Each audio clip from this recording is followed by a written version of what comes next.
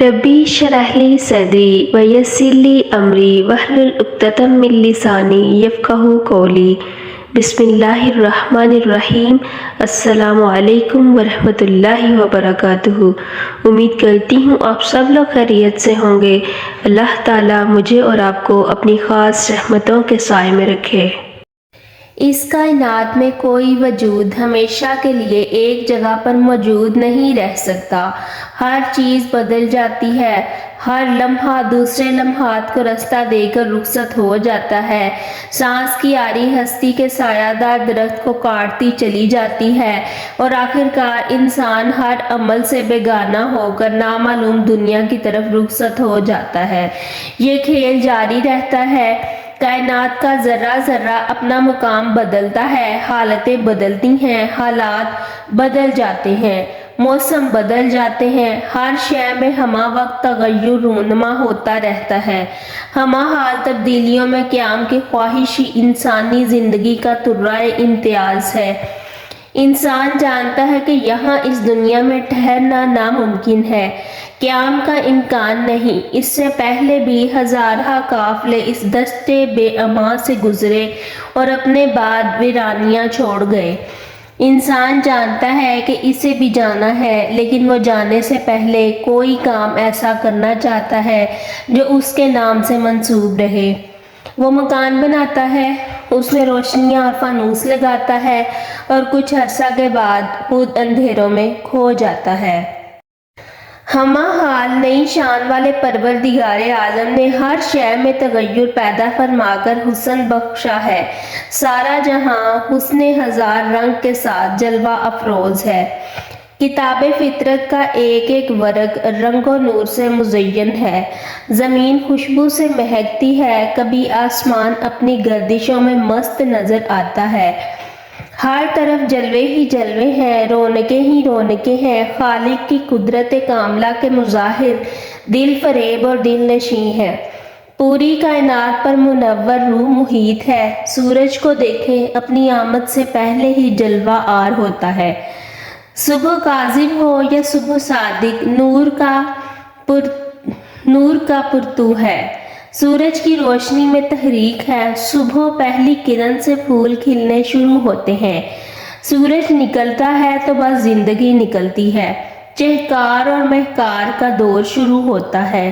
ہر ذی جان حمد و ثنائے خالق کبریا میں مصروف نظر آتا ہے۔ چرند پرند، انسان، اشیاء، دریا، پہاڑ، ہوائیں، فضائیں سب متحرک نظر آتے ہیں، منور نظر آتے ہیں۔ زندگی اپنا اظہار کرتی ہے، انسانی آنکھ محو نظارہ ہوتی ہے اور پورا منظر نامہ حسن کے لباس میں ملبوس دلکشی کی داستانیں بیان کرتا ہے۔ صبح کی رونقیں دوپہر کے آرام میں سانس لیتی ہیں اور پھر دوپہر، سپہر اور شام اور پھر سکوت شام۔ سب آوازیں خاموش ہونا شروع ہو جاتی ہیں۔ تلاش میں سرگرداں وجود اپنے آشیانوں اور اپنے ٹھکانوں میں واپس آ جاتے ہیں اور اس طرح سورج اپنے جلوے بکھیرتا ہوا رخصت ہو جاتا ہے۔ رات چاند ستاروں کے حسن سے آراستہ ہو کر منظر نامے پر طلوع ہوتی ہے۔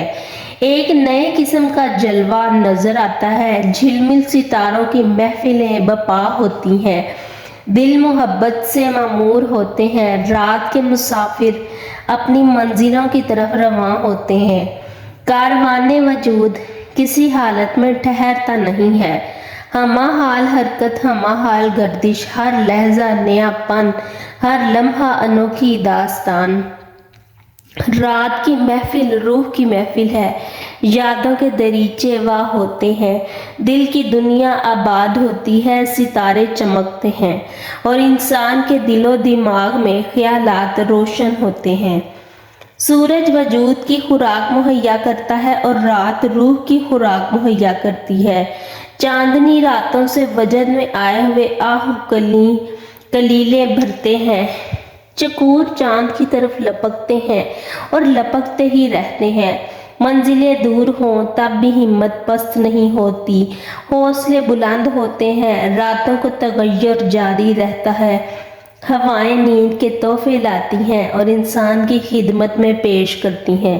اس کائنات میں کوئی ستارہ، کوئی سیارہ ہمہ حال ایک حال پر نہیں رہتا۔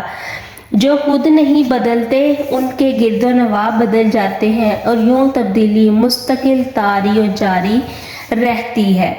موسم ایک حال میں نہیں رہتے، ابھی گرمی تھی ابھی برسات ہے، زمین خشک تھی ابھی جال تھل ہے، خشک سالی کا موسم اور پھر سیلاب کے زمانے۔ دریا کبھی چاندی کے ایک تار کی طرح اپنے راستوں سے گزرتے ہیں اور کبھی سمندر بن کر کناروں کو اڑا لے جاتے ہیں۔ اس کائنات کا مزاج مبدل ہے، تغیر ہی اصول حیات ہے۔ موسموں کو ہوئے انقلاب سکھانے والی ذات خود ہی ہمہ رنگ نرنگ ہے۔ سرد ہوائیں چلتی ہیں تو زندگی غاروں اور پناہ گاہوں میں چھپتی ہے۔ اولے اور برف باری کے مناظر بڑے دلچسپ ہیں۔ فطرت کبھی نغمات سناتی ہے اور کبھی فطرت ہنگامے برپا کرتی ہے۔ پہاڑ ریزہ ریزہ ہو جاتے ہیں، زلزلے آتے ہیں، زمین کے اندر مخفی قوتیں اظہار کرتی ہیں اور زلزلوں کی ہیبت سے جہاں کانپ جاتا ہے۔ قدرت کے کارخانے میں کوئی پرزہ ساکن نہیں، سکون اس کارخانے میں ناممکن ہے۔ ہر شے تیزی سے بدل رہی ہے، عروج و زوال کی داستان ہے یہ زندگی۔ اس میں کوئی حالت ہمیشہ نہیں رہ سکتی، کبھی خوبی اور کبھی عمل کے بغیر عزت اور عروج ملتے ہیں، کبھی خامی اور بدعمالی کے بغیر ہی ذلت اور زوال سے دوچار ہونا پڑتا ہے۔ یہ عجیب حالت ہے، زندگی کے مزاج میں قائم رہنا ممکن نہیں، اس میں کچھ نہ کچھ ہوتا ہی رہتا ہے۔ انسان ہنستا ہے، خوش ہوتا ہے، وہ اپنی زندگی پر ناز کرتا ہے اور اسی دوران کسی نامعلوم وجہ سے اس کی ہنسی آنسوؤں میں بدل جاتی ہے، خوشی رخصت ہو کر غم دے جاتی ہے۔ انسان جس حالت پر فخر کرتا ہے اسی حالت پر افسوس کرنے لگتا ہے، مبارک دینے والے تعزیت کرنے لگتے ہیں۔ یہ تغیرات ہیں، ہر آدمی کے سر کتبہ گڑا ہے، کون کس تعزیت کرے، اس دنیا میں ٹھہرنے کا مقام ہی نہیں۔ مسلسل تبدیلی، مستقل تغیر، ہمہ حال نیا حال، اس میں کوئی قرار نہیں، امان نہیں۔ انسان کرسی پر بیٹھا بیٹھا بوڑھا ہو جاتا ہے، عمل نہ کرے تو بھی عمل جاری رہتا ہے۔ یہ بچپن کل کی بات تھی، گزر گیا، کھیل کود کے زمانے گزر گئے۔ کیوں گزر گئے؟ بس یہی قانون ہے، ہر حال گزر جاتا ہے، ہر جلوہ رخصت ہو جاتا ہے، ہر لحظہ بدل جاتا ہے۔ بچپن گیا، جوانی آئی کہ نہ آئی، بہرحال چلی گئی، کیسے کیوں، بس ایسے ہی۔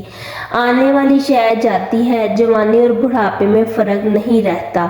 مستقبل کا خیال رہے تو انسان جوان ہے اور اگر صرف ماضی کی یاد ہی باقی ہو تو انسان بوڑھا ہے۔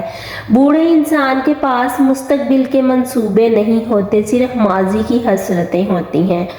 انسان سفر کا آغاز کرتا ہے، اس کے پاس کتنے ہی راستے ہوتے ہیں، جو راستہ چاہے اختیار کر لے، وہ آہستہ آہستہ راستے ترک کرتا جاتا ہے اور پھر ایک صبح اسے محسوس ہوتا ہے کہ اس کے پاس صرف ایک ہی راستہ رہ گیا ہے۔ اب اس کی زندگی لامحدود امکانات سے محدود ممکن میں داخل ہوتی ہے۔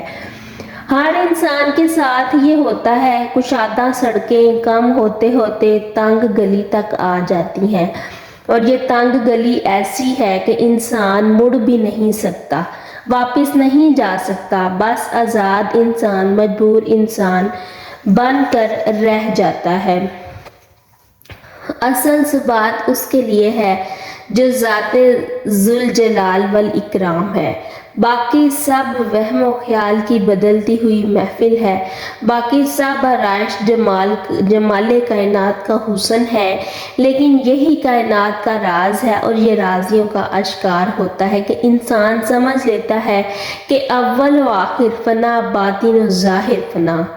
انسان عجب مخلوق ہے، خود تماشا ہے اور خود ہی تماشائی۔ انسان خود ہی میلہ لگاتا ہے اور خود ہی میلہ دیکھنے نکلتا ہے۔